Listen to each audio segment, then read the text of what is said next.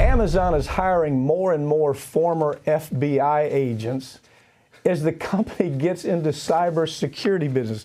Wow, this is really a problematic story. First of all, it starts out, Amazon has really seated themselves in the military. You know, their military contracts are unbelievable. With police forces all over the country, those contracts are unbelievable. And now they're building their own army. You understand? And the army is all about controlling employees, controlling political activists who are going after them, controlling legitimate political people who are in office, legislators who are going after them.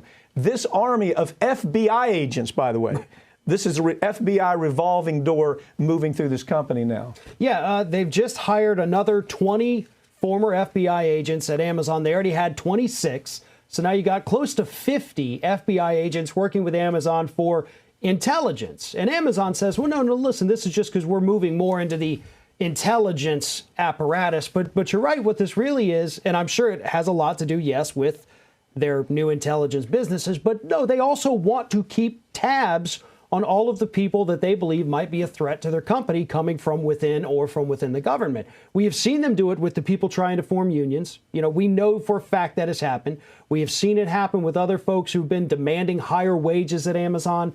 This is just the next step. They have the money. They have the connections in the federal government to get to these people. And we're going to see more of this. They're absolutely entrenched right now in the FBI. This is another reason, this story is another reason to follow The Intercept. Yeah. If I pick all my sources and I say, what is the best source for me to talk about real news? It's The Intercept. Intercept did it again. And Intercept caught this again. Now, here's what's interesting. In the Intercept story, and I remember studying this in history, the General Intelligence Division of the FBI. Now, what was the this is all the way back to 1920, okay? Unions were trying to form up. They formed the General Intelligence Division. All the General Intelligence Division was an extension of corporate America. Unions would try to organize. Well, they'd send in the General Intelligence Group, and there was something called the Palmer Raid. That took place around 1919, 1920, somewhere in there. In the Palmer Raid, they arrested 10,000 people who were simply trying to organize. And over the years, they called them communists.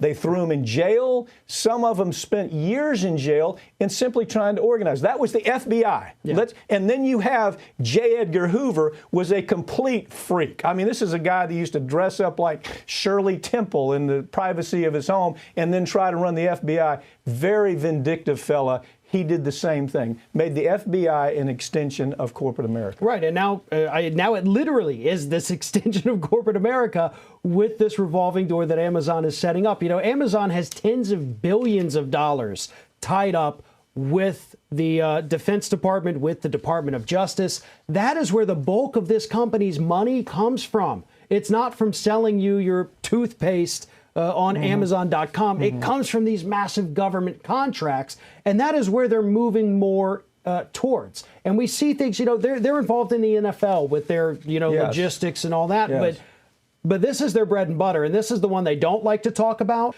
The Intercept still was able to get their hands on it anyway because they know how to do these things. So Amazon got busted flat out with this. There's no question about that. And unfortunately, though, this is the kind of story that, yeah, the Intercept covers it. We're talking about it here. It's not going to go a whole lot further. And that's what gets so disappointing about a lot of the things we talk about is they're big, they're important. Where's the rest of the country getting corporate investigative journalism is dead. I've said it. I said it last week, and I got all this criticism. Oh, it's not dead. They're just having some rough time. No, they're dead. Yeah.